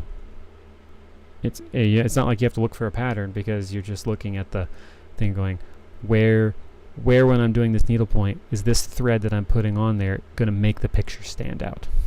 And you can look up pictures on Google to see the distinct differences between needlepoint and crosspoint and how they look once you're done.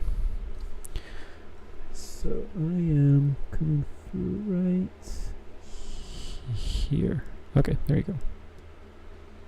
Little trick, if you're trying to figure out where you are on the thing, look at the back side where your thread is coming through and stick your needle right back through that same hole so that you'll know exactly where your thread came out. So that if you're trying to continue and the next one is one that could technically start in that same hole, you don't come back through it and all of a sudden pull your thread and go, oh no, I should have gone to the top right instead of coming out the bottom left.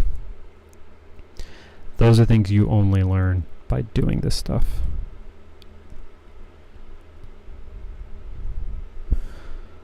Somewhere I have some... Sorry, I was just checking to make sure that I didn't have a knot. Yep, no knot. Somewhere I have some cars that were basically 2D sidecars. Yeah, like they were like you were looking at the picture from the side. And I don't remember what happened to those. I started doing those after I finished the one for my school teacher, but I didn't really like them, so I moved on to something else. Hi, Karam. I'm just gonna go with the middle part of your name there. Hi. Nice of you to join us. We are almost done. I was gonna get off a while ago. Welcome to the hamlet. Thanks for that. Thanks for that follow there. I was going to get off a while ago, but I decided I wanted to finish this color in this section right here. And Katz wasn't bored to tears with watching me cross stitch, so I continued.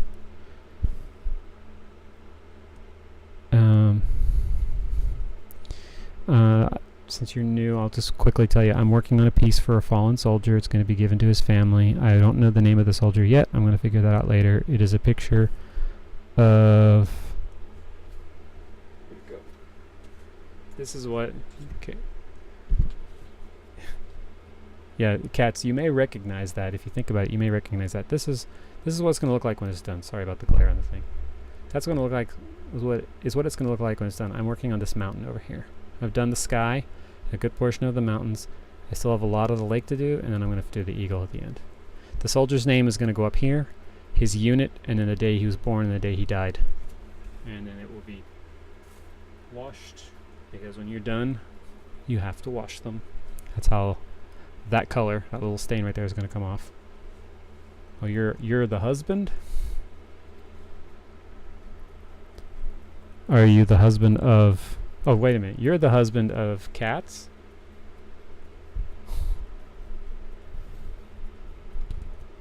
I'm about to say, are you the husband of a cross-stitcher?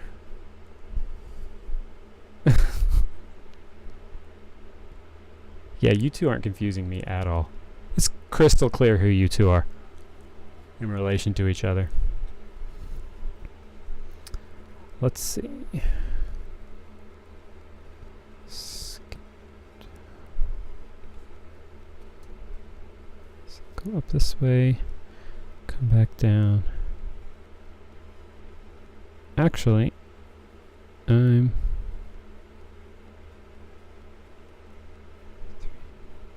based on the way it looks, I should probably just come straight. Yeah, straight down again. It's another one of those, make it look like it's supposed to look as best you can, and then you're painting. What are you painting? And are you streaming said painting?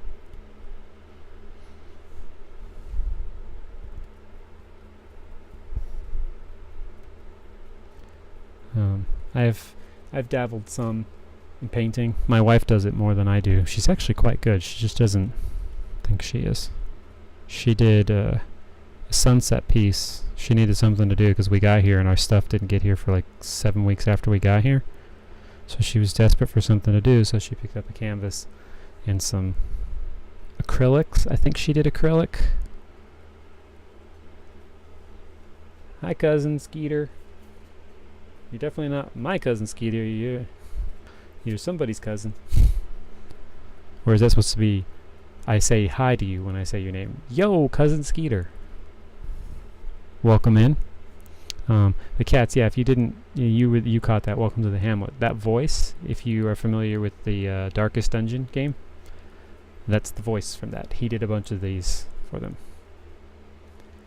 I can do pics when I finish this. Actually, I'm done with that section, so let me tie it off. I could actually go grab one.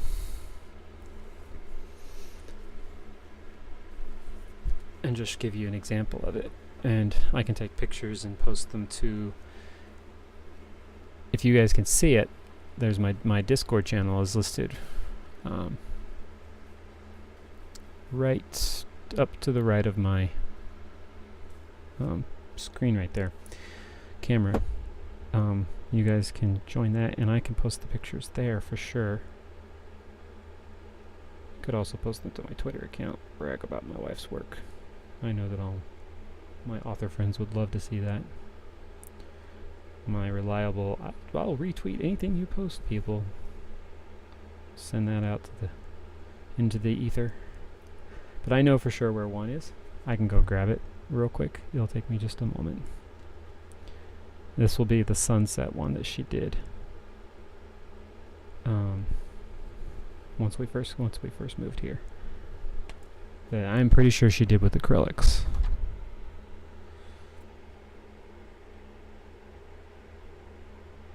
There you go.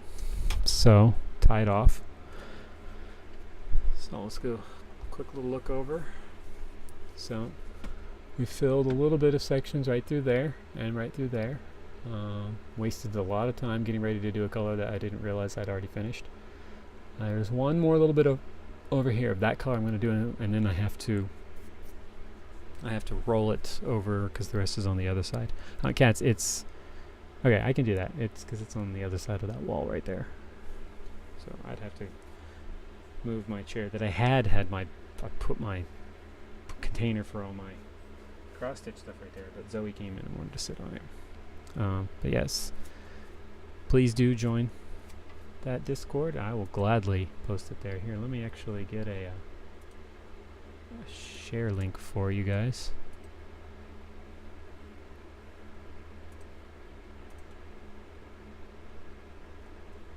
See if I can get that right there. So there you go. So you guys can go ahead and join that, and I will post some pictures later. Like everybody else, I post them there when I'm going to stream. It's pretty much all I use Discord for these days. It's just stream with my teammates and check out who's posting what. Okay. So, done with that. Alright.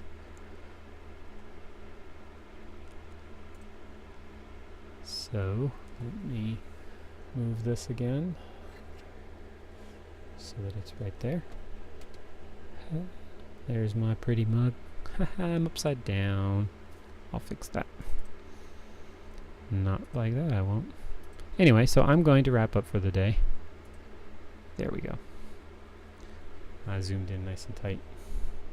So, I'm going to wrap up for the day. I may be on later doing some more... I might actually continue my old playthrough of Sword of Vermilion, depending on if that software is still functional, because I was doing it on an emulator. Or I may go on with my playthrough of Final Fantasy III. That is really just going to depend on whether or not my wife goes out with the ladies tonight. Otherwise, I will be back tomorrow morning for another writing stream, and I think tomorrow afternoon is when Zoe and I do point-and-click adventures. So, it's been fun hanging around with you guys. Hope to see you again next time. I'll do another one of these on Thursday. I think it's Thursday or Friday. So, we shall see. So, thanks for joining me, and we'll see you guys later.